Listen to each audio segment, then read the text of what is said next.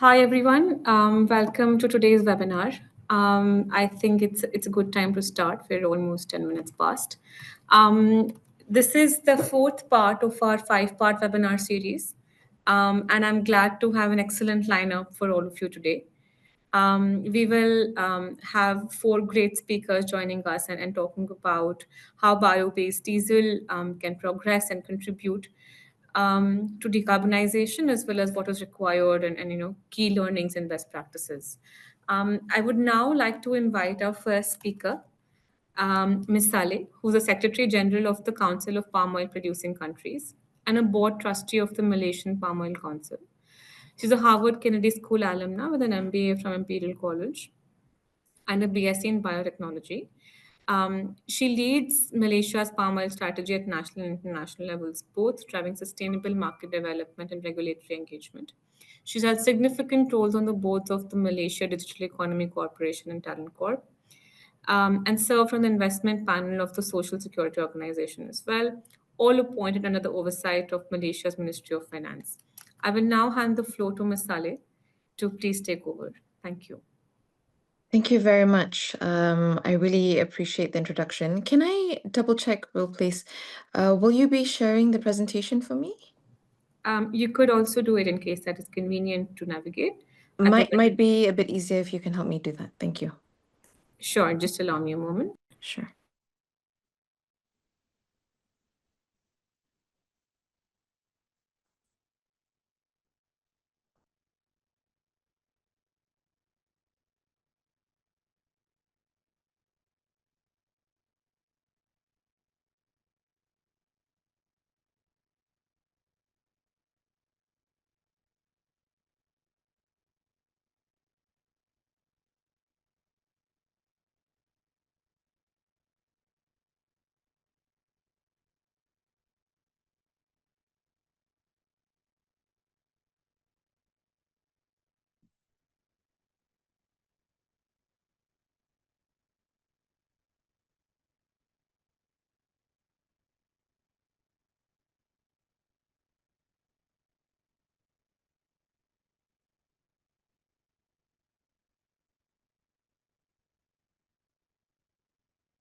Great. Thank you so much. And I hope you can hear me well.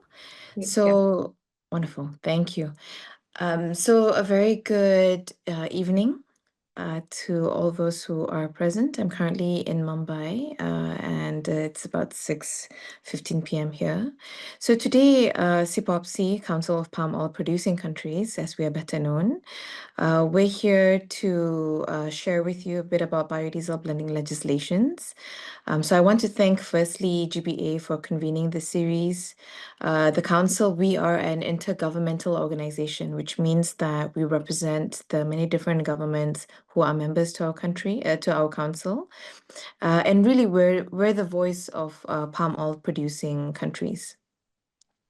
Our members include in Malaysia, Indonesia, Honduras, Papua New Guinea, and Democratic Republic of Congo, with 3 member countries in our group, Ghana, Nigeria, and Colombia. And so in terms of this biodiesel conversation, Indonesia and Malaysia makes up approximately 85% of palm oil production, and we have Thailand and Colombia. Colombia also a member of CPOPC. They are also key biodiesel producers and partners. And these 4 countries, which we'll be unpacking a bit about their legislation shortly, they represent the core of the global palm oil biodiesel supply. And so for us, we understand that palm biodiesel is a strategic energy solution, high yields, low costs, and many circular byproducts. Biofuels can reduce emissions and strengthen energy security. And for the global south, it delivers sovereignty and really economic equity. And so we're shifting. We can see the shift in the narrative from palm oil as a controversial commodity. In fact, I'm here at the moment at Globe Oil, where we're hearing both sides of the story, but we're also seeing the narrative of palm biodiesel as climate, energy, and rural development solution. These 4 countries that we mentioned earlier, Indonesia, Malaysia, Thailand, and Colombia, make up about 20% of global biodiesel. Next slide, please. So, in terms of palm biodiesel in the circular bioeconomy, basically we're talking about using waste and residues for energy and also closing the production loop. Palm biodiesel draws on palm fatty acid, distillates, sludge oil, and also UCO, used cooking oil, to reduce waste and extend the value chain. And our advantage in terms of palm oil's yield advantage is that it's at about 3.5 to 4 tons of oil per hectare versus less than 1 ton per hectare for soybean, for example. This means that we need less land for the same energy output, which lowers indirect land usage in terms of talking about how palm oil is actually a very efficient crop. And very often people talk about, high waste and high yields and waste utilization, but actually that is net efficient and there's a huge climate benefit to it. Next slide, please. In terms of the greenhouse gas reduction evidence, MPOB, Malaysian Palm Oil Board, they've done about B100 trials, which shows that actually it's up to 75% lower carbon dioxide emissions compared to fossil diesel. And in fact, Indonesia's B40 program, the rollout the program alone is expected to avoid about 40 million tons of carbon dioxide equivalent per year, which is really significant. It's a major contribution to its NDC. And in terms of energy security impact, both Indonesia and Malaysia reduce costly fossil fuel imports. And what this does is that it helps trade balances to be healthier, and also it shields against oil price volatility, which we're seeing at the moment. In India, for example, because of the price volatility, we see a reduction in the importation from 57% last year to now only 50%. And in terms of social impact, we're also seeing about 1.9 million Indonesian smallholders benefiting from biodiesel demand. And what this does is really what industries should do, stabilize incomes at the end of the day. And we can see that linked to rural electrification, reducing poverty, and also ensuring that there's inclusive development. Next slide, please. Talking about India, who's really leading this conversation through their Global Biodiesel B40 program, based on their Decree 32/2008, they've expanded through successive mandates. And they've reached B40 this year with talks of B50 next year. And how they finance this program is BPDPKS, now known as BPDP. It's a palm oil export levy redistribution, which ensures steady subsidy into this program.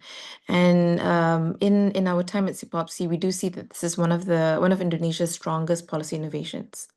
In terms of implementing in the field, B40 has tested across all sectors: cars, heavy-duty trucks, railways, ships, mining vehicles. And there's a lot of transparency because stakeholders, and including media, is actually invited to observe. And so what they've been able to achieve is large-scale testing, which confirms the engine compatibility, minimal maintenance issues, but also, and most importantly, to make this a success, public acceptance. But the challenges that Indonesia sees as fuel distribution logistics is less developed in the eastern part of Indonesia. And also they're seeing that storage and quality variation risk in the long supply chains. So in Indonesia, they proved that such big ambition, which no other country has matched, proves that it works if you have subsidy, regulation, as well as transparency. Next slide, please. Now we move on to Indonesia's neighbor, Malaysia, which is very much research and development driven and very legally structured. And in terms of the policy base, we've got the Biofuel Industry Act 2007, which is a full legal framework regulating production, blending, and trade. And the mandate at the moment is B10 for nationwide transport, B7 for industry, B20 for regional transport, and B30 by the time 2030 comes, which is not very far off. And in terms of what they're testing, MPOB, as I mentioned earlier, the research institute, spearheads B100 trials with Petronas, which is our big oil and gas, Scania and Mazda. And ports and airports are testing higher blends for their heavy equipment. And what they see is that the B100 being tested is stable for a bit more than 90 days in tanks. They don't see any difference in the engine performance versus diesel, and the vehicles can retain about 25,000 kilometers service intervals. But what they're seeing as problems would be some filter cloggings at high blends and also the trade risk with UDR tariffs and EU Red 3. Now, the takeaway here about Malaysia is that whilst they lead with scientific validation, strong regulation, external trade politics still are key barriers. Moving on to another neighbor, Thailand. Next slide, please. The policy approach in Thailand is very flexible, ranging from B5 to B20, and they adjust it according to CPO price and supply. Now, the mandate adjustments, how it helps is actually it avoids oversupply or shortages, and biodiesel doubles as a buffer stock mechanism to stabilize palm oil markets. There's a bit of innovation here. They've got a marine biodiesel pilot, and their sustainable aviation fuel development is at about 1% targeted for next year. And long term, what Thailand is looking at is it's part of Thailand's integrated energy blueprint 2037, which is in synergy with their electric vehicles growth. The problems that Thailand is seeing is all this flexibility that has its advantages also has its disadvantage, meaning such frequent shifts create a lot of uncertainty for investors, and the EV expansion can erode biodiesel demand. And so while Thailand shows adaptability, it proves that biofuel it can also be part of their hybrid low carbon pathway. So you see the boon and the bane as well. Next slide, please. We move not so much a neighbor on the other side of the world. We've got Colombia, where palm biodiesel is really much focused for climate and rural development. Their legal framework is based on their law 693 2001, which is the blending mandate, and their tax incentives under law 939 2004. So the mandate since 2008 is B10 to B12 in cities, and by 2030 they hope to hit B20 nationwide. The implementation shows that public transport in Bogota and Medellin fleets, they show reliable usage. And they've also verified that about 70% of carbon dioxide reduction is shown in fleet operations, with about 8 biodiesel plants integrated into fuel supply network. Very much like Indonesia, there's a strong socioeconomic role here where it helps smallholders secure their takeoffs. And also, palm oil has this reputation in Colombia. It provides stability in post-conflict rural areas. But there are challenges, the distribution gap in remote regions similar to Indonesia, and land use or sustainability issues needs very strong RSPO or the local ISCC compliance for exports. And what we see is that Colombia basically links biodiesel to climate targets as well as, and this is a very unique case for Colombia, peace building. Next slide, please.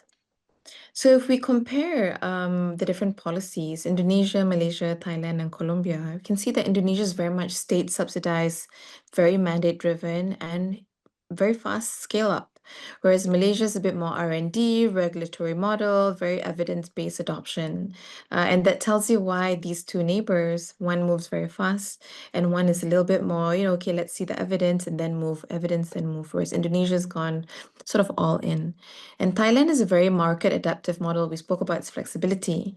What that shows is that it's very responsive to volatility because also their palm oil industry is very smallholder driven, majority of smallholders. And so this shows, that the country is providing a policy that is suitable to its locality. And Colombia is an incentive-based model tied to inclusion as well as exports. All of these different policy models, different countries, totally different paths, but actually same direction. They all show that biodiesel is a climate solution. Next slide, please. In terms of the field implementation lessons, what we see is that in Indonesia, whilst B40 is feasible in all sectors, logistics is actually the bottleneck. And for Malaysia, B100, technically sound, but filter instability issues still there, still a strong obstacle. Thailand flexible policy helps you avoid supply shocks with SAF and EV integration emerging. And Colombia shows that there's proven greenhouse gas cuts and socioeconomic inclusion. However, regional logistics is present. Challenges in regional logistics is present, as well as certification challenges. And so the field data confirms that blending is viable at large scale. And each of these countries, each of these models brings unique lessons. Next slide, please. So some of the cross-cutting lessons that we see, mandates succeed, but provided you have legal certainty, subsidy, and testing. And R&D, as we see, Malaysia builds trust for higher blends. They're the only ones looking at testing, trialing B100, right? Of course, there's obstacles, but that's part of the R&D. And also models diverge. Indonesia and Malaysia scale, whereas Thailand, Colombia is about adapting. And beyond fuel, biodiesel is about climate, it's about development, it's about market stability, and also inclusion, actually. And for GBA, Global Biofuels Alliance, it's an opportunity to harmonize blending, align sustainability certification, and also promote South learning. And last slide, please. We see that we've got our QR code here. You can find us, the Council of Palm Oil Producing Countries, at this QR code or go to our website. But we see that biodiesel is not just an energy policy, but really is a climate and rural justice policy. We show that biodiesel mandate works in practice, and we saw various models totally different from each other. And really, we want to seek a deeper cooperation with GBA. Let's talk about harmonized mandates, aligned certification, and also shared research and development.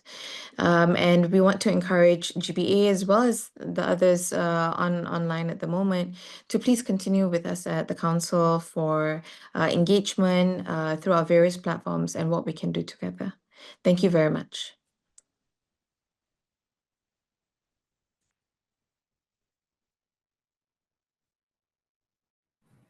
Great. Thank you, Ms. Ale. This was very, very informative for us. And I agree with you that the journey that some of the countries, some of the member countries have had has been truly inspirational and can offer a lot of learnings for the members of the Global Biofuels Alliance as well. On that note, I would now like to invite our next speaker, Professor Suleiman Al-Zohair, who is a distinguished academic leader and researcher with nearly 2 decades of service as professor of chemical engineering at the UAE University. He's held several leadership roles and has lectured and led research projects of AD more than 23 million in competitive funding, advancing work in biofuels production and wastewater treatment, carbon capture, etc. He's published over 120 Scopus indexed papers and holds 7 patents, including addressing industrial challenges in biodiesel production, wastewater treatment, bioreactors, etc. He was also ranked first in chemical engineering at UAU by AD Scientific Index in both 2022 and 2023. I would now like to hand over the floor to Mr. Al-Zohair and take it forward. Thank you. Thank you so much for joining us today. Is my voice clear? Yes, we can hear you. Okay, so I will just share my screen and I can start. Yes, please.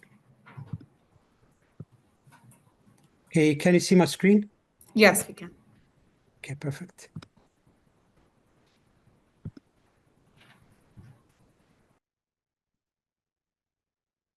Okay, maybe I should share. You can see the screen, not the presentation only, right? We can see the presentation screen, so that's good. Okay, if it's good, then I'll continue.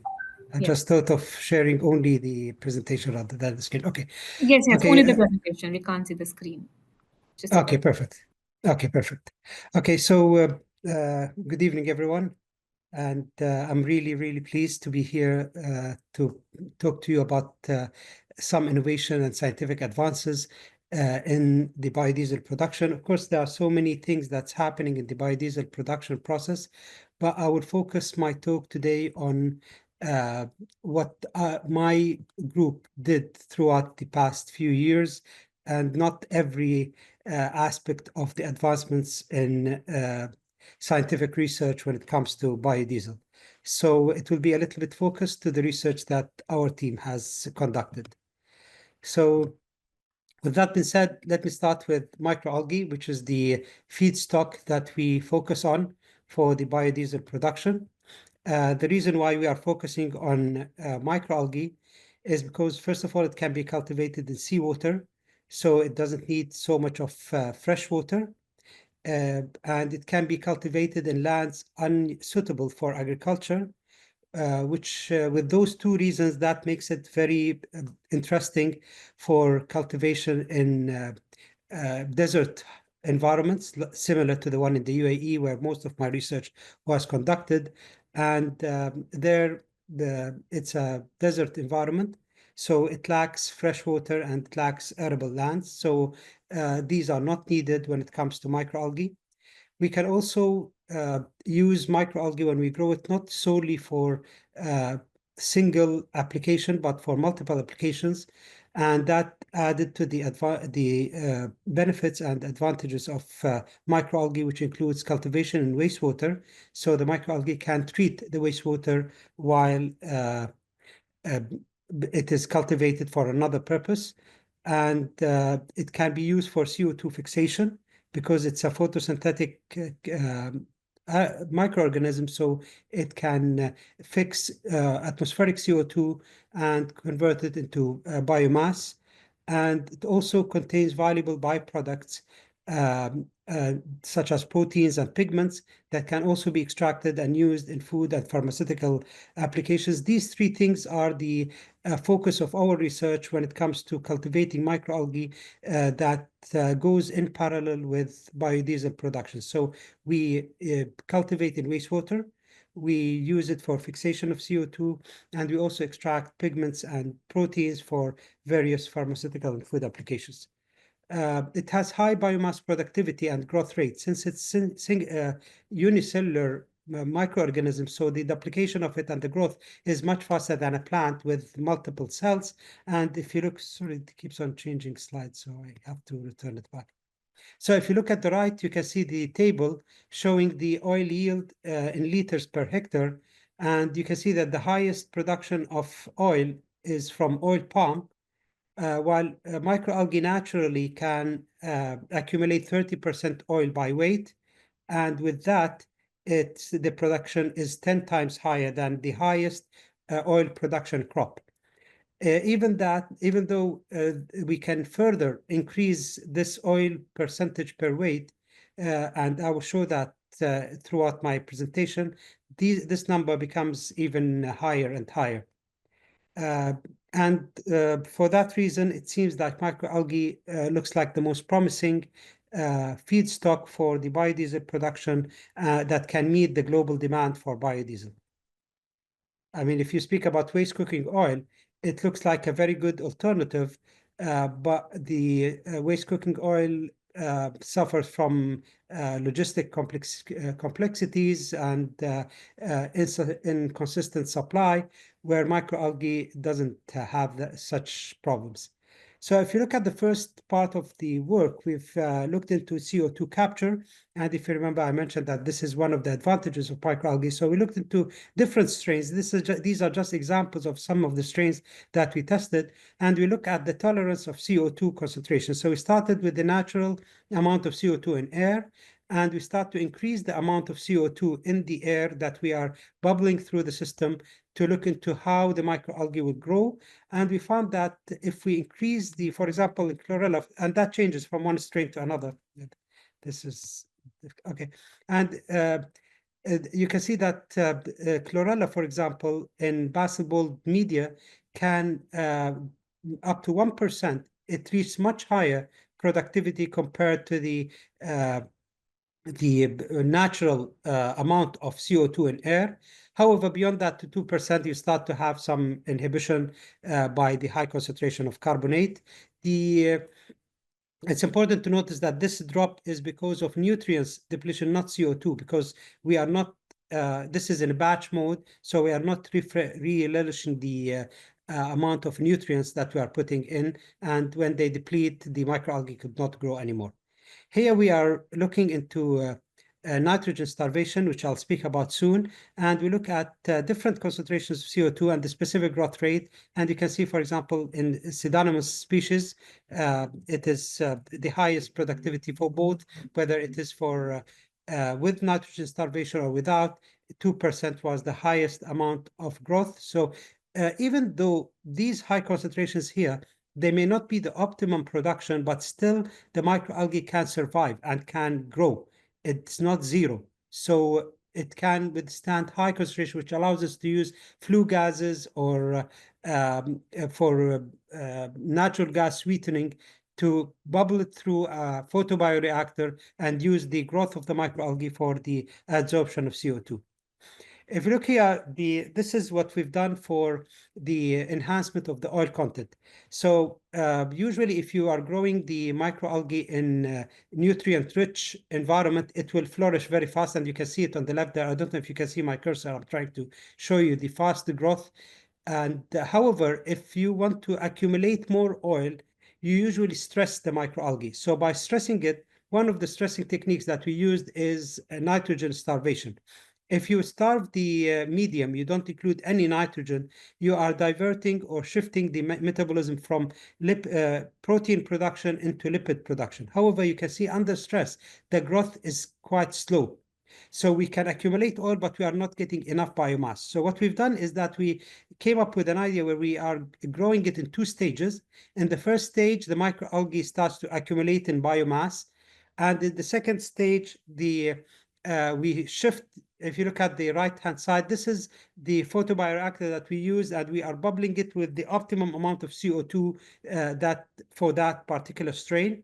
And we grow it for 2 weeks to accumulate biomass, and then we change the medium. We just shift the medium into nitrogen starvation. That means we stopped providing any nitrogen, and the microalgae kept the same biomass. It just survived. It did not grow, but already the concentration is high.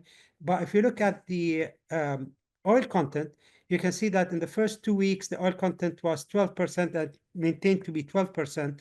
But in the second week after, or immediately after the second week, when we start to have the nitrogen starvation, gradually the amount of oil starts to increase and decrease up to 70% oil content.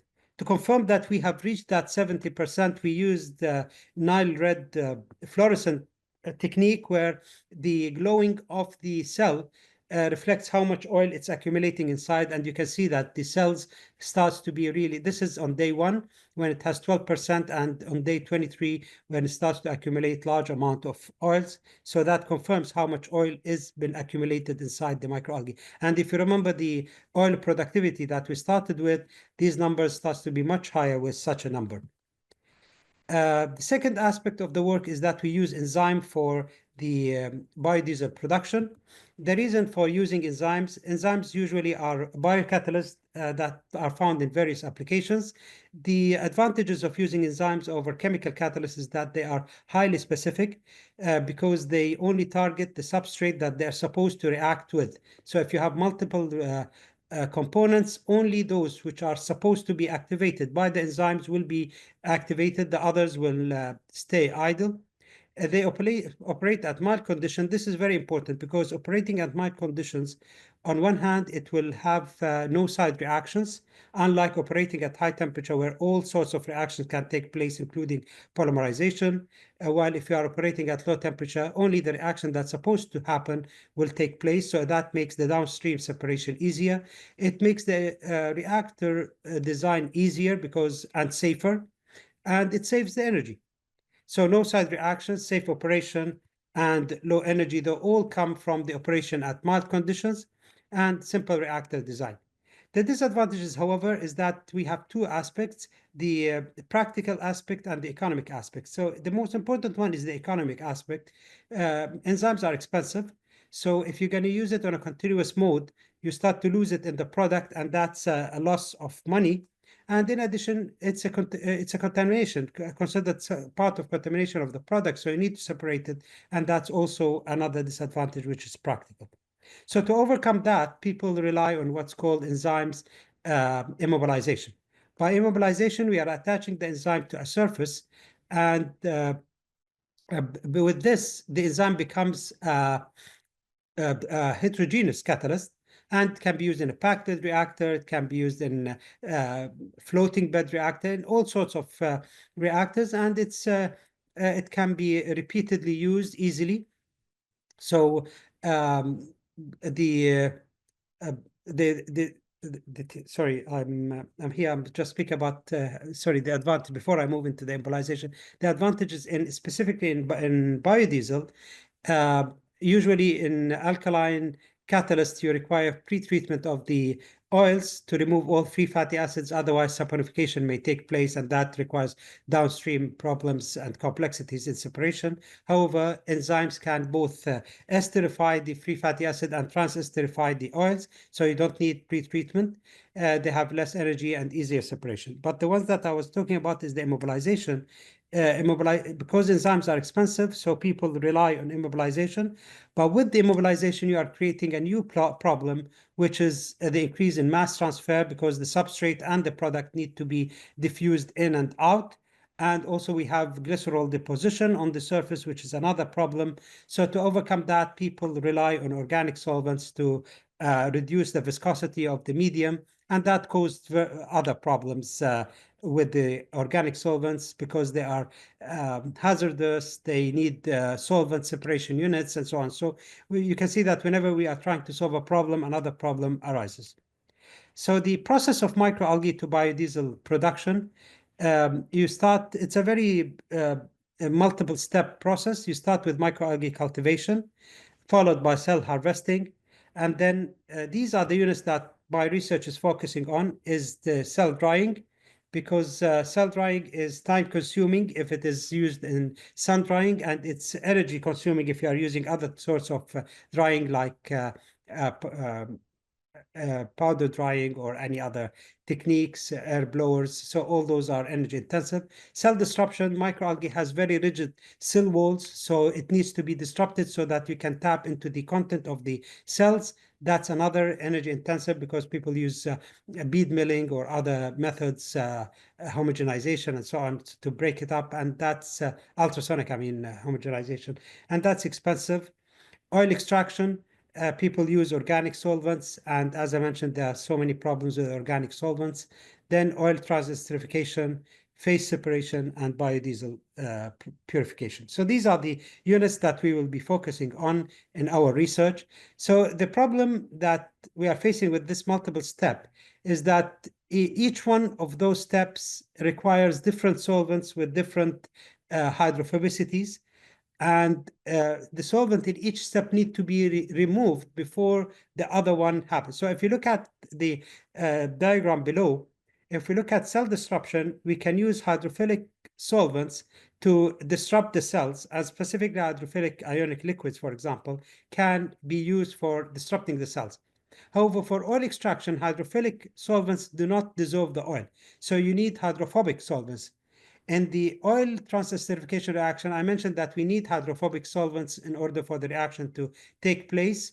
And for the product separation, the biodiesel is hydrophobic, so it is dissolved in the hydrophobic solvent, so you need a unit separation. But if the solvent is hydrophilic, then the biodiesel separate as a separate layer. So with those, you can see that we have multiple solvents with different hydrophobicities, and that makes the process overall economically not favorable, energy intensive, because there are so many subunits, and there are also many wastes that can be generated in such a process.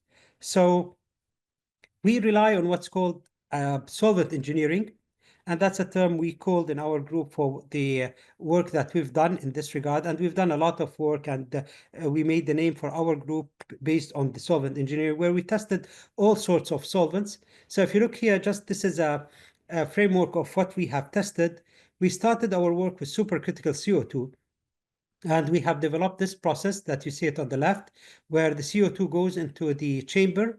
and it is used for extraction of oil from the microalgae. This allows the leftover of the microalgae to be safely used for pharmaceutical and food application. That is the other aspect that we are working on, without having any problem. Because if you are using toxic chemical in the process, it will be difficult to convince the government to go into producing food or pharmaceutical products in a process that encountered at one of their stages toxic chemical. And also you have much higher productivity. I mean, I will not go into this because this is not the focus of the work, but it shows to be much more efficient than a conventional extraction. It goes to a reactor where we have the enzyme immobilized here, and then we have a separation where we have the product. The nice thing about this, that there's no need for the biodiesel is purely produced, because the supercritical CO2 doesn't dissolve the glycerol. So you have immediately clear biodiesel. And this process was very successful. We patented, and it's even we've written a book about this process. The other type of solvent that we worked on is ionic liquids. Ionic liquids are liquids that are ionic in nature, but they are liquid at room temperature. And we tested different types of ionic liquid. We compared it to N-hexane as our control, the organic solvent that is conventionally used. And we've seen that the productivity is higher using ionic liquids. However, the reusability of the enzyme was quite low. So we developed a technique that allows repeated use to be maintained. And we were very successful in keeping the activity of the immobilized enzyme in hydrophobic ionic liquids. We went into deep eutectic solvents as well, and we used the same technique that we have developed for the ionic liquids into deep eutectic solvents, and we have still seen a little bit of a drop, but it was much better stability compared to the native enzyme without the protocol that we have developed. Now, we moved into, because of the multiple solvents that I mentioned before, we moved into something called switchable solvents. And the first one that we have tested is the CO2 triggered switchable solvent. CO2 triggered switchable solvents are solvents that are organic in nature, but if you bubble it with CO2, the CO2 reacts with the solvent and becomes hydrophilic. Now, if you strip the CO2 out, it returns back to be hydrophobic. So what we've done is this process, which was the first time to be done for complete in situ production of biodiesel from microalgae.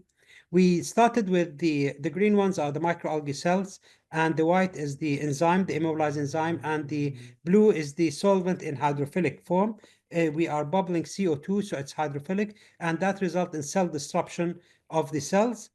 We bubble N2, and that strips off the CO2, transfer it into organic or hydrophilic, phobic in nature. That allows the dissolving of the oils and the reaction of the to take place and the biodiesel to be produced. We flip it again to hydrophilic, and then the biodiesel separates pure as a product. Now, we've seen a good production in this process. The only problem we encountered is that we need to have to deal with the gases and the flipping of the gases between CO2 and nitrogen. Also, the methanol was escaping with the vent, so we had to put a reflux condenser to return the methanol, which is the other reactant that reacts with the triglycerides to produce biodiesel. So it wasn't easy to handle, but we've seen good products. To simplify the process, we used something called thermo-responsive switchable solvents, and those are solvents that can flip with temperature. So if you see the photograph in the middle, we are looking to the contact angle, and you can see that as we increase the temperature, the contact angle reduces, and we are using hydrophobic surface for this, which suggests that indeed there's a shift in the hydrophobicity with the increase in temperature. If you look at the photo on the far left, you can see that when we expose the cells to hydrophilic switchable solvent, the cell indeed disrupts. So if you look at the graph on the bottom, you can see the process now. We put the microalgae with the solvent at low temperature, which is hydrophilic. So the microalgae is disrupted, and then we increase the temperature, the solvent becomes hydrophobic. the oil is extracted, the reaction takes place, the biodiesel is produced, then we reduce the temperature again, and the biodiesel is produced and separated. And we managed to get very good productivity within 3 to 4 hours of all those operations together. Actually, it's 3 hours. We get 75% conversion, and that's huge to start from the microalgae without the need for drying, without the need for cell harvest disruption, and it simplifies the process significantly. This process has also been patented, and we are looking into ways of commercializing it. Now, we've reached a point where we said that the solvent engineering cannot give us anything more. So in order to enhance the performance even more, we looked into the support. And now we looked into support that can add to the reaction rather than simple, just a ceramic support that will just make it heterogeneous. And the support that we are interested in is the metal organic frameworks. So the one that we concentrated on is ZIF8. And the reason we concentrated on ZIF8 because ZIF8 can be synthesized at room temperature, which allows encapsulation of the enzyme, because enzymes are very fragile proteins that get denatured at high temperatures. So we wanted to, in order for you to encapsulate, that means to grow the crystals around the protein, you need the crystallization to happen at low temperature. And ZIF is one of those MOFs that can be crystallized at low temperature, allowing the encapsulation of the enzyme. And it has high surface area, way much higher than any other supports. It's orders of magnitude higher than zeolite and other conventional supports. And they have high stability, which allows the enzyme to be repeatedly used. Now, to save time, all what I'm going to present here, all the studies, they went through all those characterization. We did X-ray diffraction, and the XRD gives us the crystallinity to confirm the crystallinity and the forming of the crystals. Raman spectroscopy and FTIR, those can help us in two things. First of all, to confirm the attachment of the proteins, and also gives us a way to determine what happened to the structure of the protein, the secondary structure of the protein upon immobilization, which is, as I mentioned, it adds the one that I mentioned about adding additional advantage beside just simply a support. We looked into the hydrophobicity of the surface because that affects the activity of the enzyme. We looked into the pore size distribution, what happens before and after. We did SEM to look into the topography of the crystals. For the absorption of the enzyme, if we post-synthesize, that means we synthesize the crystal, then we attach the enzyme. We've done isotherms and kinetic studies of the immobilized enzyme. So if you look at the results here, we can see that surface attachment has much higher productivity compared to encapsulation. But I must say something here. This is per gram of protein. The amount of protein that you are attaching post-synthesis is much smaller than the amount of protein you are attaching in encapsulation, because you are utilizing the entire pores. The pores are too small and the enzyme is large, so it is attached only on the surface. And that makes small amount of proteins, but those proteins are all accessible to the substrate, and that's what gives a high yield here compared to the encapsulation per gram of protein, not per gram of catalyst. But when it comes to the, but again, it's the gram of protein that matters because that's the expensive part. If you look at the stability, you can see that the encapsulation has much higher stability compared to the adsorbed. You can see a small drop at the beginning, and that's because of the surface protein were leaching out, and we tested the leaching test here for all of them. We confirmed that this drop is because of leaching. However, all the encapsulated enzyme after that doesn't drop, well, the adsorbed kept on losing its protein. So that needs compromising here. We've done further study that we studied the actual diffusion reaction system of the substrate inside the pores of the ZIF. And we noticed that most of the reaction happens at the surface. So the entire potential of the MOF is not fully utilized. For that, we moved into something else, which is the macroporous ZIF. So we grown the crystals on polystyrene template.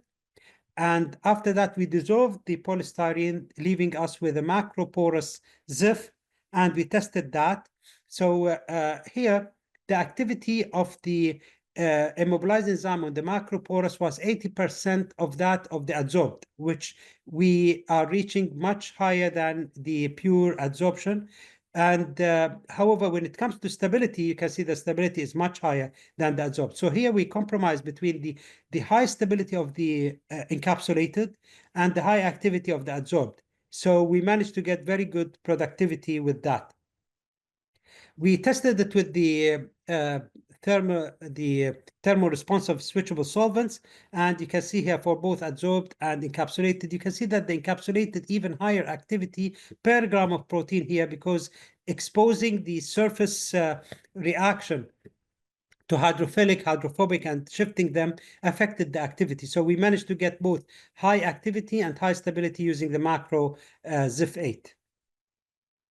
So the future direction of the research that we are working on now we are producing beads of the macroporous enzyme, and you'll notice here that we did not get very high production compared to the not the ones in the bead, but we are working on, and that's mainly because of the mass transfer limitations. So we're working on improving this. If we manage to push this up to the immobilized lipase or macroporous ZIF, we are in business and we can start selling such a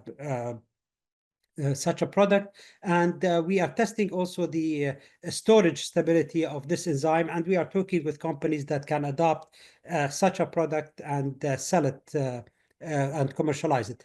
We are studying the secondary structure, as I mentioned, so that we can understand how the ZIF can enhance the activity of the enzyme, not only as a support, but the activity enzyme becomes higher. And finally, hopefully, we will be able to commercialize such a product for the future of biodiesel production, compared to the Novozyme 435, which is the conventional one, which is simply lipase immobilized on ceramic beads.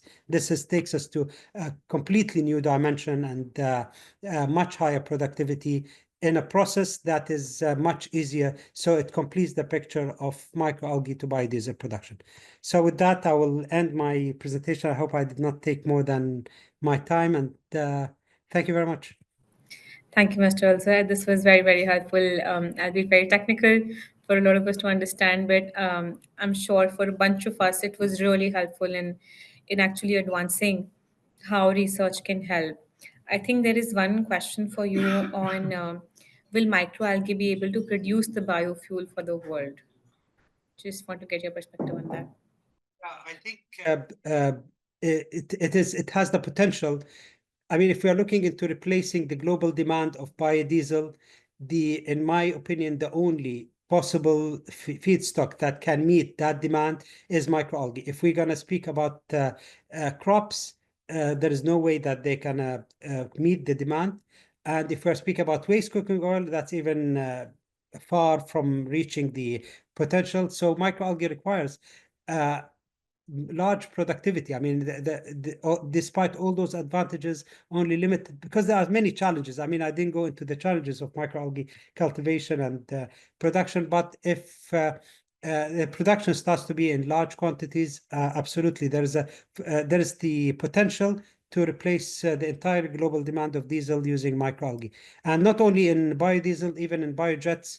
That's another direction that microalgae can be used for biofuels production. So uh, biojet is a very interesting biofuels, because if we are speaking about electric cars and the shift from conventional fuels to um, other types of fuels, when it comes to aviation, the liquid fuels are still the most reliable sources of energy for aviation, and biojets, I think, for long times, not less than 50 years, they will rely completely on liquid fuels. So biojets has a very promising future, and there are lots of work that on using oils from microalgae for producing biojets, beside the biodiesel, of course. Understood. This is very helpful. I would like to also inform our viewers that Ms. Saleh had to leave due to prior commitments and all the questions that you've shared with us. Please do send it to us at the secretariat at biofuelsalliance.com, and I'm happy to put this out in the chat as well. And we will revert to you with your answers over email, and I hope that works. I apologize for the inconvenience. I would now like to invite our next speaker, Mr. Eric van den Heuvel, who is the technical coordinator at IA Bioenergy and founder of Studio Gear Up, an independent consulting companies supporting organizations in their transition to a low carbon economy through strategic advice, project management, and stakeholder engagement. His career has been dedicated to bridging markets, policy, and society with a strong focus on biofeedstocks, bioenergy, and biofuels. Eric, I hand over the floor to you. Thank you so much for joining us today, and thank you, Mr. Alzohar, for your time. Thank you very much for the invitation to be here. I can say that I took over the responsibility to present from our task leader from the task 39 of the IEA Bioenergy team, Glaucia Souza from Brazil. So slides are for a large part hers, but I think I'm quite able to tell you more. I will share my slides. Just a minute.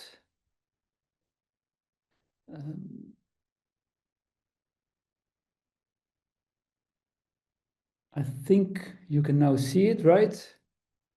Yes, we can. Okay, very good. Now I have to go there and see that I present in the right way. Yes, I have done both sides. Here. So sorry, it took me a while to prepare everything so that I can see what also is the next slide that I will show to you. Okay, good afternoon, good evening again to all participants, and again, thank you very much for the invitation to be here. I mean, as IEA Bioenergy, we are pleased to provide presentations in each of the series of the webinar.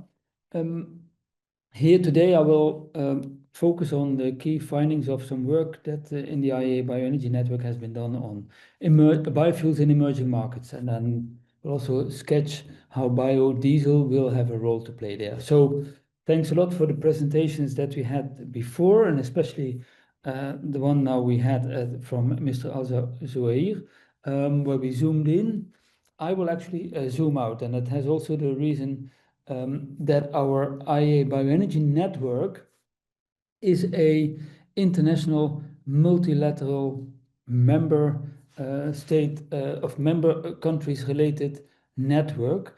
We collaborate on all aspects on bioenergy, the full chain, and want to exchange among these participating member countries on technology development, on demonstration of technologies and best case practices, and also about how policy analysis takes place.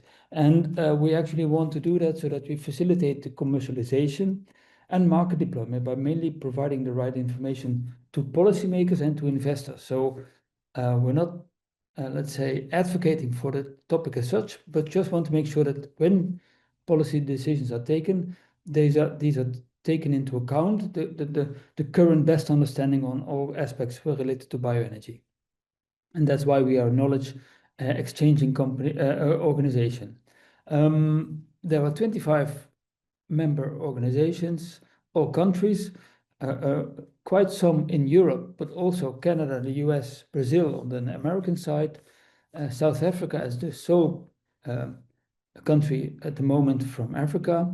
And in Asia, we have India, China, Korea, and Japan, and then also Australia and New Zealand also member.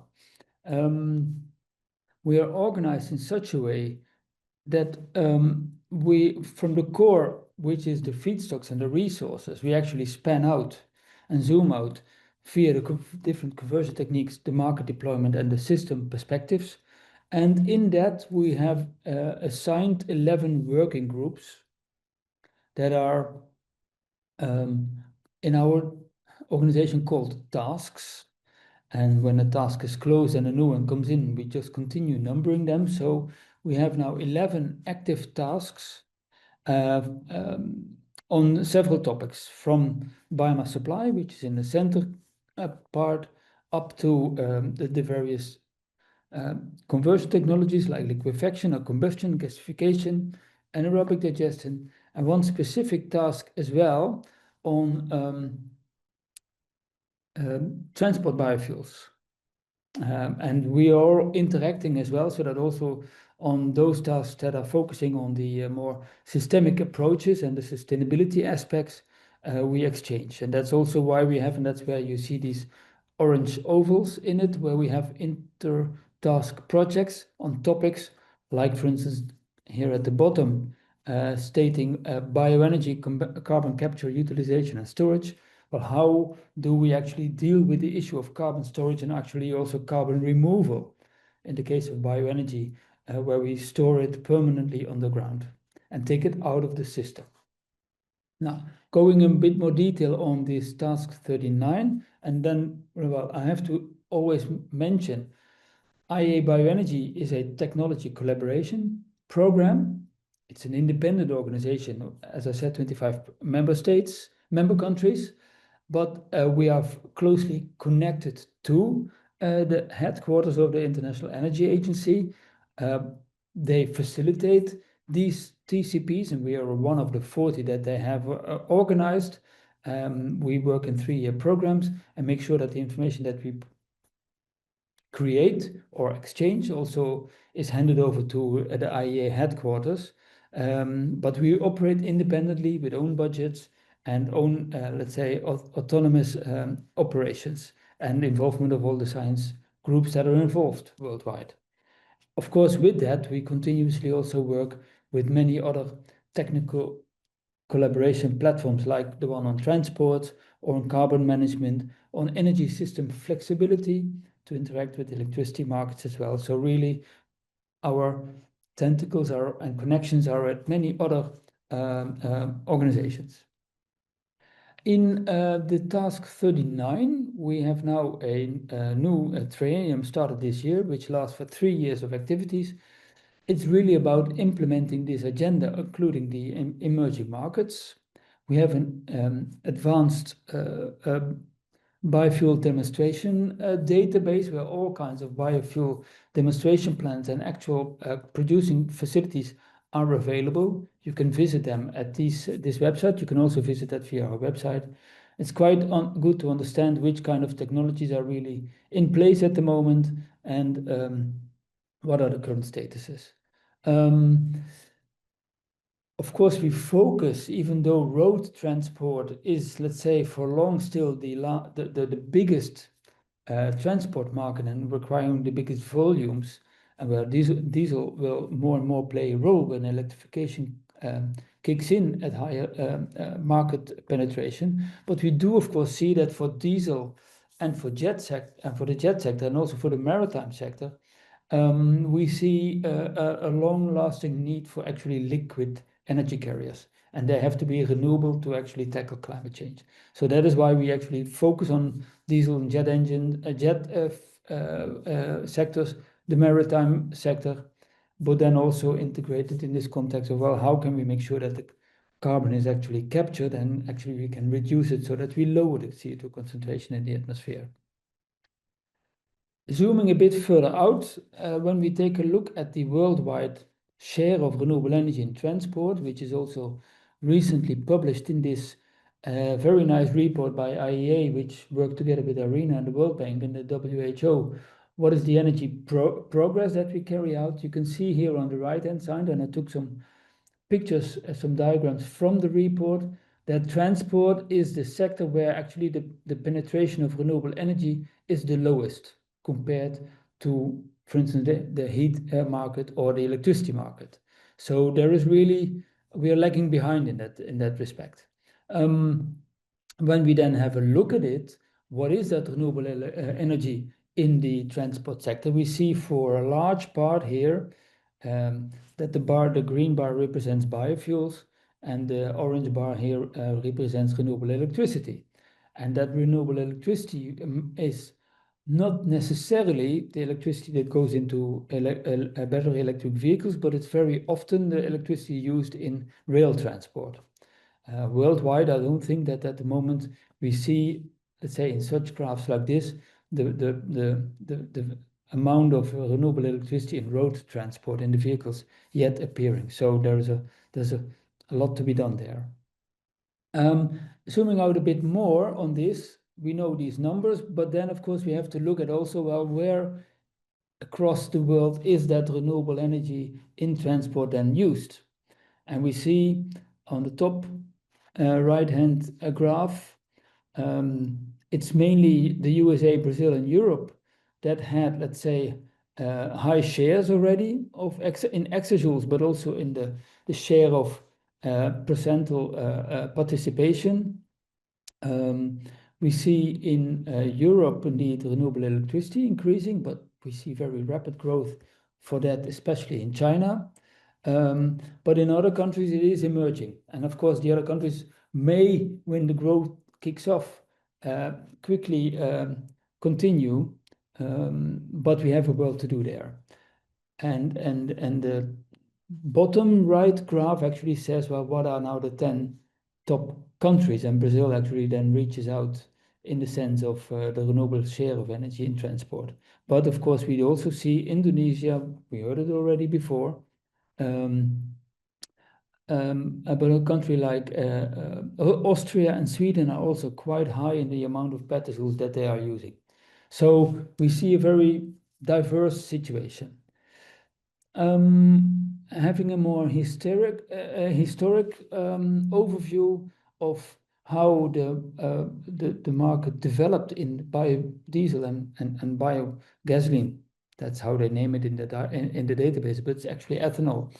Over in the world globally since 1990, we see that, let's say, bioethanol was for long actually the biggest share in global biofuel production on the left-hand side, but actually biodiesel had a very rapid growth in the past years, and actually this 2024 number for biodiesel is around 11% higher than it was in 2023, whereas on the ethanol case, the growth was only half of that, so 6%. And where do these then fuels are being produced? We see indeed the red part here is the US, including Canada and Mexico in the dark red. We see Brazil and the rest of Latin America in green, Europe, and then Asia, and to which the countries like Malaysia, Indonesia, and China are then the biggest in volume. At the same time, we also see that, let's say, IEA, the International Energy Agency, which I already talked about, actually indicates that sustainable fuels will play a key role alongside of the electrification of our energy society, and also taking energy efficiency measures into account.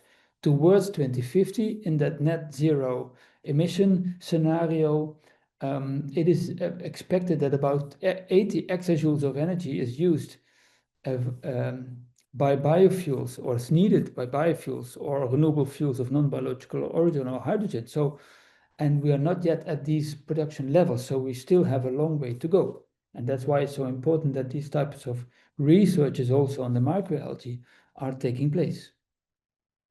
And IEA then also makes a very concerning remark that actually, even if we take a look at the plans for 2030 to reach that net zero emission scenario by 2050, we have really to scale up in liquid biofuels, in biogases, in renewable hydrogen. So it's not a topic that we discuss today, but I mean, we still have, let's say, big efforts to make. And when we then also look at beyond 2030, and that is then where we now talk about the issue about biodiesel, we will see that even though indeed both conventional and advanced biofuels have to play a role, we also see that in the end, in the liquid fuels, it's mainly the advanced biodiesels and the biokerosene that are becoming quite relevant in the what more longer term perspectives. So we have to build capacity, but also have to make sure that we have the feedstocks available for that. And it will be a combination of both feedstocks that are actually produced primarily in alongside food and feed production. So we have to reconsider how to actually organize agriculture so that we can do that while serving all needs and not eating in let's say, security of food and feed. And make sure that we have also other materials available, but also think of ways how we can have the more residual feedstocks to our service and again, without, let's say, going beyond planetary regeneration levels. So there is quite some challenge to go ahead. This I will leave for the moment, but you could have a look at it at a later stage when the slides are shared. Here, of course, we can see that in each of the regions that we look at, we need much more shares of renewable energy if we really want to tackle climate change. And that means that we cannot rest at our laurels, how you say that, I don't know. We really have to find every way to do that. And that is also then, I think, why our work on the emerging market has been so relevant. So we looked at, well, I personally was not involved in it, so I have to give all the credits here to the team in Task 39 that was led by also Glaucia Sousa, but also Thomas Ekbom in Sweden was very much involved in it. And I mean, 11 of our countries actually participate in this task, but we looked here specifically at developing countries with large populations and potential for high energy demand. So it was Argentina, Brazil, China, Colombia, Ethiopia, and Guatemala, India, Indonesia, Malaysia, South Africa, and Thailand, where we looked at. And that is about half of the world population that we actually talk about. And at the moment, it's also the region where 27% of all transport sector related CO2 emissions take place. And if this group of 7 emerging economies were to achieve the same per capita carbon intensity of the transportation sector as the current OECD average, the worldwide emissions for transportation would more than double, which of course is something that certainly should not be the case. So we have to switch there from fossil to renewable options. So this report is available. It was published last year, and in the PDF later on, if you would click on it, you would get the location where you can find the report. It covered these countries. We said, let's say, what would happen if blending mandates are at least 10%, and what can be done if there is a moderate increase. If countries already have mandates, we could actually then have additional biofuel production volumes of around 50 billion liters of biodiesel and 65 billion liters of ethanol, which is quite a high number. And it would require conversion perhaps of pasture land, not even so, and it depends from either 0.1% to 10%. So these are not, let's say, significant disturbing numbers. It depends, of course, on the share of pasture land in each of these countries. And of course, it also depends very much on the amount of the biofuel yields and the way we actually can improve production on a sustainable way, and not only sustainable in the yields, but also sustainable in the regenerative perspective of the soil that we take care of. And then if we do that in a correct way, was a result of the study, the potential greenhouse gas savings can be substantial, about 300 million tons of CO2 equivalents per year. Well, the report has also been published last year and presented to the G20 that took place in Brazil. And we said, actually, well, please strengthen the regulatory frameworks, not in each individual country, but actually across. And I think that's also a point that for the GBA would be very interesting to focus at. How can we harmonize these kind of frameworks so that we have actually a good understanding how to fit in the use of sustainable biofuels for land transportation on the short term, but at the same time prepare for having these fuels available in the maritime and in the aviation sector. And then, of course, we have to understand, and that is very different, how can we standardize and have good certification and mechanisms in place to understand what is actually the actual reduction of greenhouse gas emissions.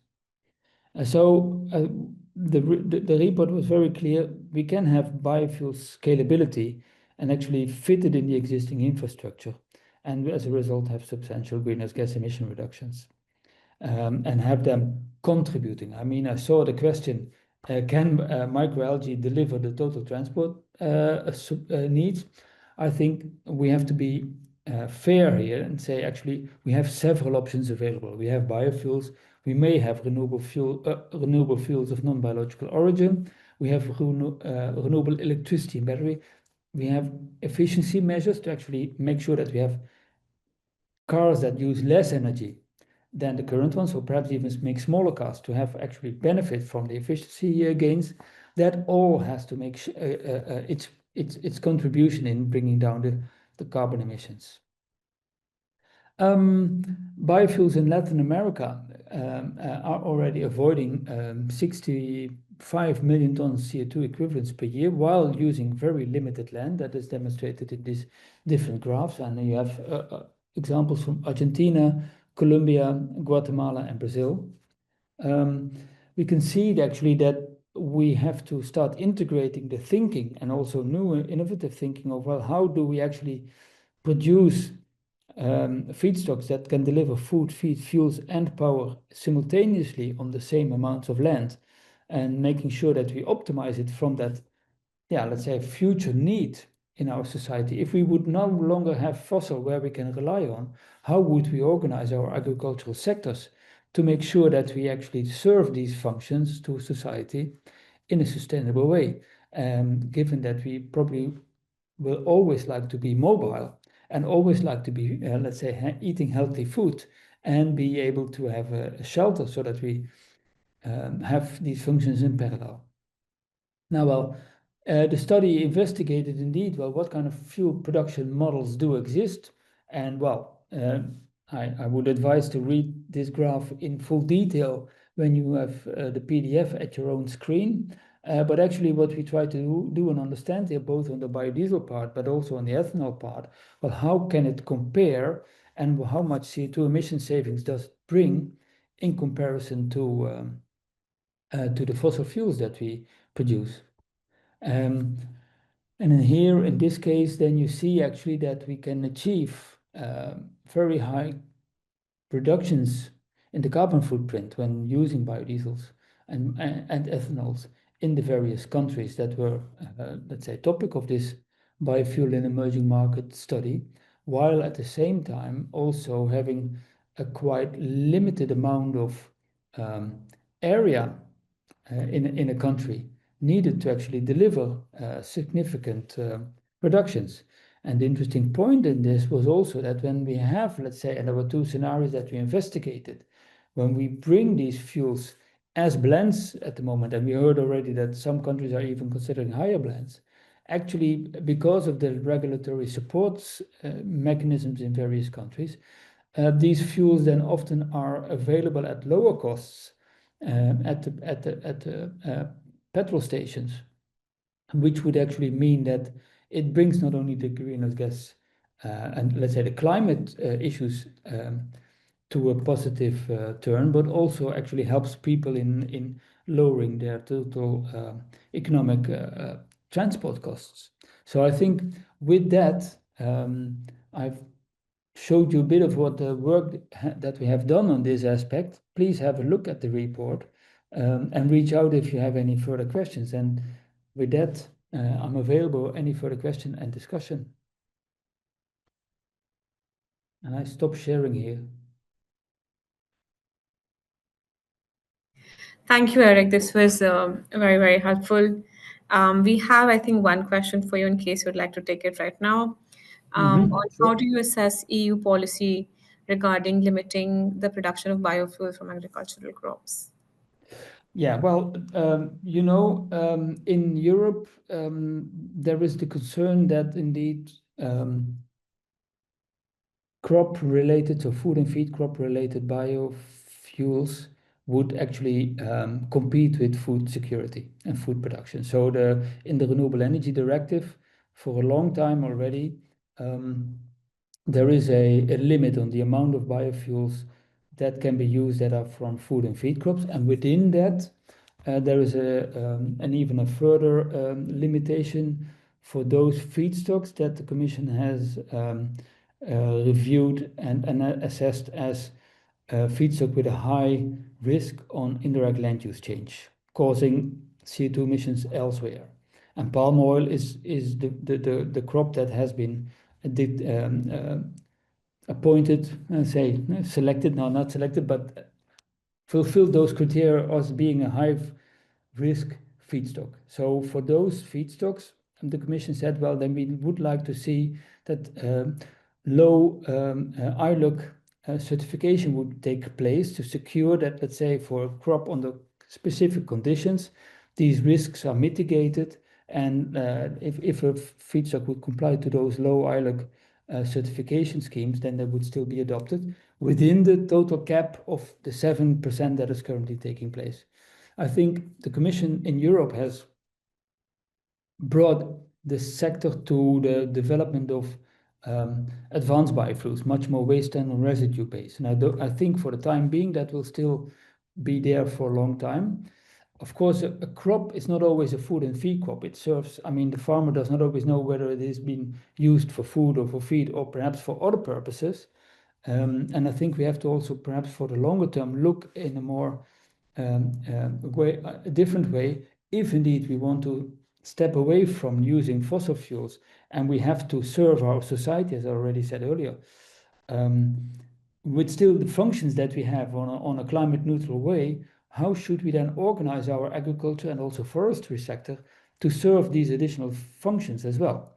And should we not also then have sustainability issues, not only on the crops for biofuels, but just for food products as well, to secure that all services that we deliver from agriculture are under the sustainability criteria? And then food security is an issue that you have to tackle, and we have to find ways how our agricultural sector in the end tries to figure out, well, how do we in circular agriculture make sure that we operate within these regenerative boundaries, and efficiency and resource efficiency will be very important in that respect. And in that sense also electric mobility is quite helpful to make sure that we can deliver fuels, as we know that it will not be the sole responsibility to deliver transport in the end. So we have to find ways to rethink on the longer term, but in the current situation, in the current legislative framework, there are these limits, and they will not, let's say, on short term be put aside, I guess. Thank you, Eric. I think that was a very detailed answer to that question. Sorry. That's completely fine. I think is also acknowledged your response. Thank you very much for your presentation as well. I would now like to call our final speaker for today's webinar, Mr. Sandeep Chaturvedi, who is a chemical engineer from Pune University and is the president of the Biodiesel Association of India. He's been a pioneer and strong advocate for biodiesel in the country and has been instrumental in shaping the national biofuels policy. He's served on several national and state level committees, including those under Ministry of Petroleum and Natural Gas, the Ministry of New and Renewable Energy, and the Planning Commission. He's contributed to biofuels pricing, implementation, and policy development. Mr. Chaturvedi, thank you for joining us today. I will now hand over the floor to you. Thank you. Very warm good evening to all of you. Namaskar. I'll just share my screen.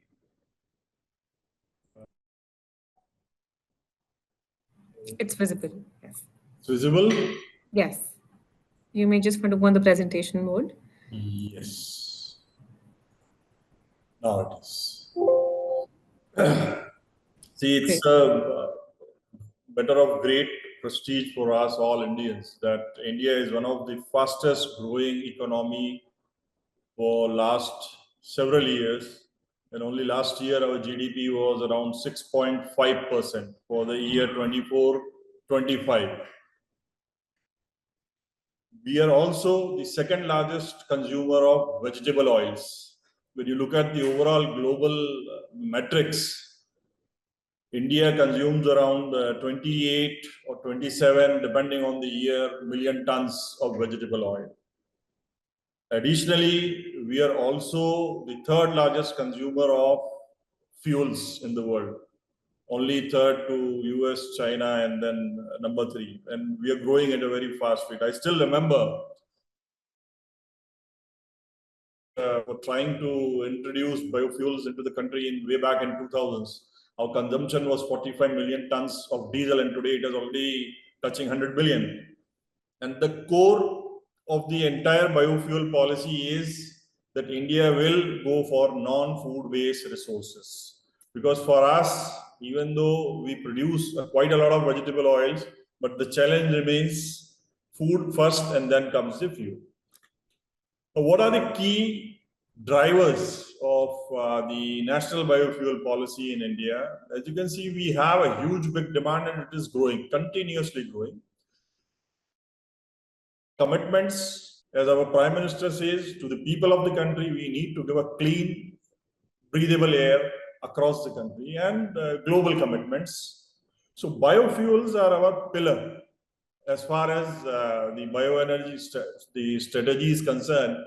So we are delivering on it, and as I'm going to go through various slides, I'll just point out how the numbers have been increasing, not in a very fast pace, but we are very mindful because our policy purpose remains very definitive, that we want to go only non-food way.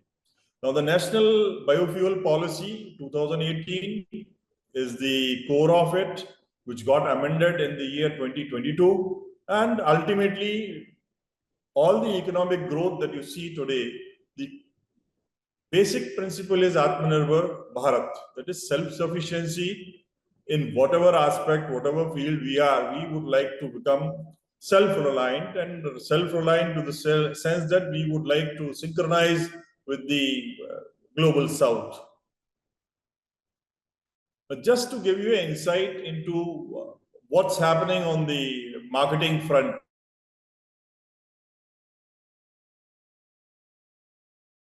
biodiesel financial year 22-23, we had procured, and these are the numbers only for the government blending program, and that too for the oil PSUs. So it was 6 crore liters. The blending percentage was 0.07%. For the year 22-23, the number jumped to 44 crore liters.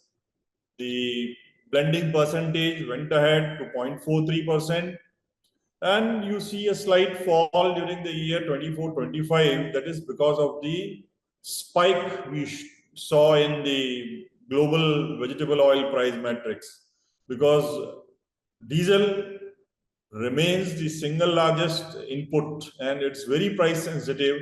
So when it comes to a point where it becomes unviable for the blending companies, the ratios go down and the production goes slow. I'll take you to the number analysis of this. Now, if we look at these numbers, and we have just put in a graphical manner. Now, even today, most of the blending that is being done in India is done by only 3 companies, that is Indian Oil, HPC and BPC. Not even the private players have started participating. So you can say it is in the initial phases where we depend mostly on non-food resources, and the offtakes are done based on the indicative mandate. Even though we have a program which says certain targets, mandates are there for ethanol, but in case of biodiesel, the mandates are indicative. There is no compulsion, and it depends largely on the availability, price sensitivity, and so on. So what we have seen, and over a period of time, when we really talk of success stories in India, I would like to take you to a slide where maybe I'll come to it later on. Let's talk about the feedstock, the core value that we talk in the national policy. Biodiesel in India is mostly driven by and is manufactured in the northern and western part by animal fat, which is India is one of the largest producer of animal fat globally. Also, we do a lot of refining. When I say we are the second largest consumer of vegetable oil, most of the oil that India buys is in crude form, be it palm, be it soy, be it sunflower. So when we do refining of those oils, refineries usually come out with a lot of byproducts. So the national policy insists that you should source those byproducts, even though they may be difficult to treat. The initial numbers will be low, but then it ensures that no food product is being diverted into the biofuels. Now, what we have also seen is over a period of time, there is a very strong oilseed cultivation. Especially during the Corona period, we saw a substantial increase in domestic output. So that is steadily increasing on one hand, and vegetable oil refining. Now, since there is a support by Government of India on recently, couple of months back, they decided that there will be a duty differential for importing crude, so that more crude vegetable oil gets refined in the country, and as a result of that, we get more of palm stearin, we get more of PFADs, acid oils, UCO, and so on. But coming to used cooking oil, since we do consume a very large amount of vegetable oil, second only to China, the estimates by government are around, a conservative estimate is around 3 million tons. So that is where we are trying to look into a circular economy where waste can be put back into the fuels. Coming to the success stories over a period of years. See, when we started, there were around in 2014-15 there were around 7 or 8 biodiesel plants, and always there was a question that when we do blending and it has to be pan-India, there are not enough biodiesel manufacturing units in the country. So the question was, if you're trying to save carbon, you should not end up spending more carbon on transportation of the green fuel. So as you can see from the year 2021, and especially after the thrust of amending the policy, National Biofuel Policy of 2022, where government made some commitments and the investments came in, you can see almost the number of plants have gone up by 4 times. Right from 25, today we have 104 plants, and we are spread evenly all across the length and breadth of the country, right from Assam, Gujarat, West Bengal, UP, Tamil Nadu, Telangana, Haryana, Delhi, central part of India, all across you can see large number of plants that have come up. And these plants predominantly use indigenous feedstocks, which I have already discussed in my earlier slides. And there are, it is a kind of a mix where there are small success stories, where there are plants which have upgraded, there are plants which existed and they have expanded into more number of capacities at different locations. There are units which have, gone back into upstream investments by processing more of difficult feedstocks. So for us in the country, the main challenge is to make available biodiesel to the blending agencies on a uniform way all across the country on a pan-India basis. So that is what we see as a success story of providing biodiesel all across the country by having units, and that has largely been possible by the handholding done by the oil companies and the petroleum ministry, which has, even though it is an indicative policy, which has continued to support to the extent it was possible. Just discuss something on the policy landscape. Now, the policy landscape that we have, or the policy that we have, mainly on indigenous production. So what we feel that the participation should increase, and just being limited to government players, I think even the private marketing players who are there in the country, they should come forward towards the social cost, towards their obligation, towards mitigating greenhouse gases, because those are collective challenges. And not only the government PSUs should bear the burden of blending fuel. And in that same spirit, I would also say that we should now look at some exports of fuel. Whenever there is a disparity in the country, we can ensure that these plants operate on a continuous basis. Whenever there is a pricing challenge, the mandates that we have by 2030 are a 5% target. But even as of today, as we speak, we are in discussions with various stakeholders policymakers, the blenders, the manufacturers, that there should be some kind of a realistic roadmap wherein, investments can be channelized, wherein, achievements could be made, and each year we could, in a calibrated way, move ahead and try to bring in more biodiesel into the market. Mainly the challenges that we face today and what we have found is the vegetable oil industry is prone to very large fluctuations, and this really disturbs, because you would find that fuel cost in India generally remains steady over a period of time. Unless an global spike, the fuel cost at the pump will not change, but the constant fluctuations in the vegetable oil market makes it very risky for the biodiesel manufacturer to hedge his risk for continuously offering the same price, whether it can be a policy intervention, whether it can be more indigenization of the feedstock. That remains a challenge for us. And ultimately, as we move forward, we would definitely want to see more global, aligning with the national trends, carbon credits, in understanding those markets and bringing them into India so that we can, at least to some extent, hedge our pricing risk based on these markets. Now, with that, I would like to thank the organizers, and if there are any questions, I would be open to it. Thank you. Thank you, Mr. Chaturvedi. This was very helpful. I think India has had a great journey in bio-based diesel, and I think while we have a long way to go, there's a long way that we've come as well. I think there's one question for you on what is the key feedstock in 2025-26 season, given that PFAD and palm stearin prices are too high compared to the tender prices for OMCs.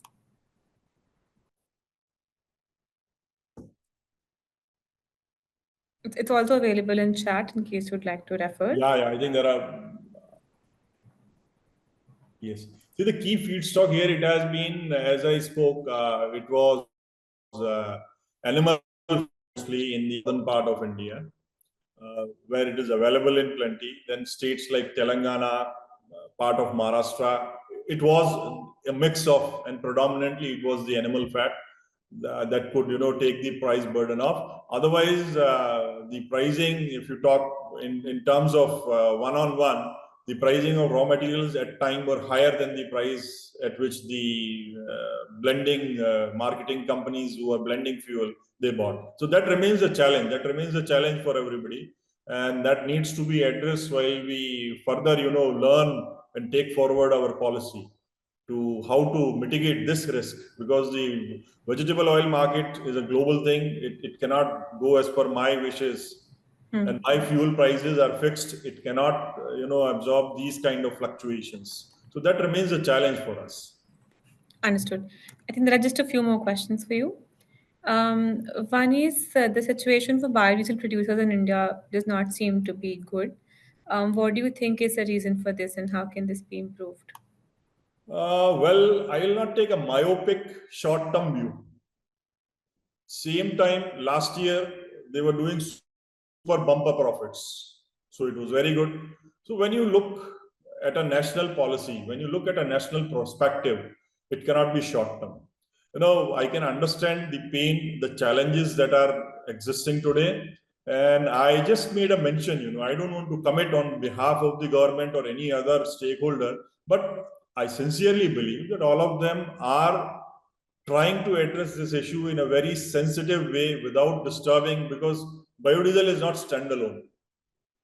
If you bring a fuel too expensive and put it in diesel, what happens to the price? There are at times challenges where only 3 OMCs, that is the government PSUs, are blending and private are not blending. So it becomes a straight market disadvantage for them.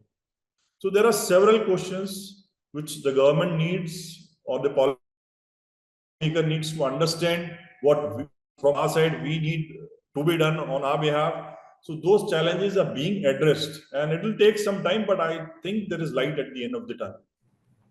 Thank you. That gives us hope. I think there are two questions which Please go are ahead. linked to each other. One is importing UCO into India for refining, and then exporting UCO from India to South Africa for bio-based diesel.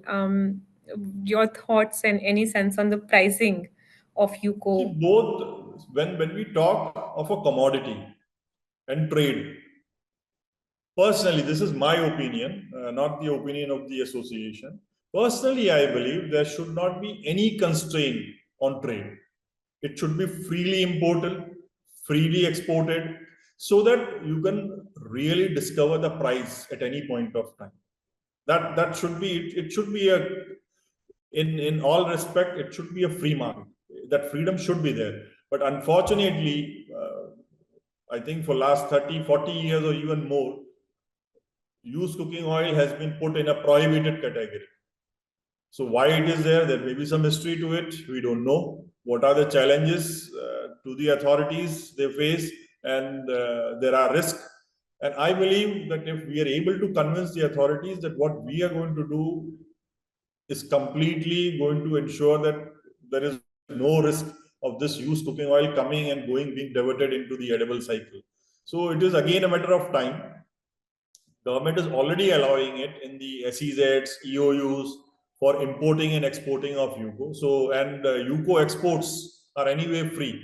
It comes under free category as per DGFT and Indian Customs.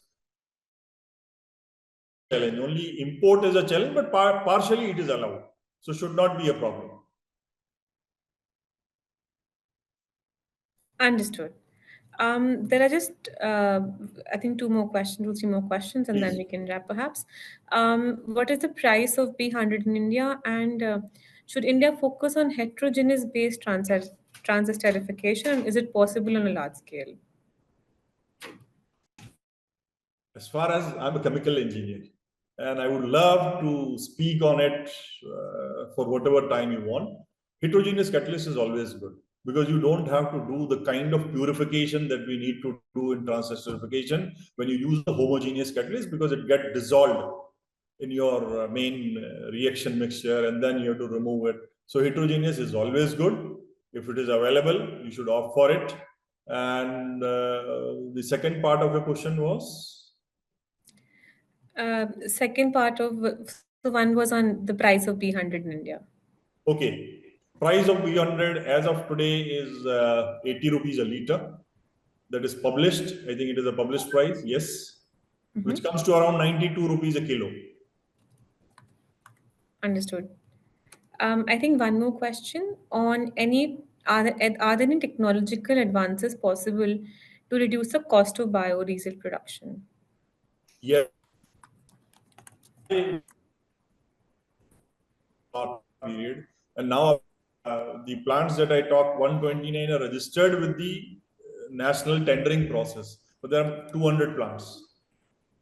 What my suggestion and request would be value valorization of all byproducts, because I know I could have spoken about those companies. I have not spoken to them. I have not taken their permission, but I still remember when biodiesel was not doing really great, these companies were making a big time money in glycerine purification and refining. Similarly, you get fatty as a co-product. It can be processed, either it can be refined and sold.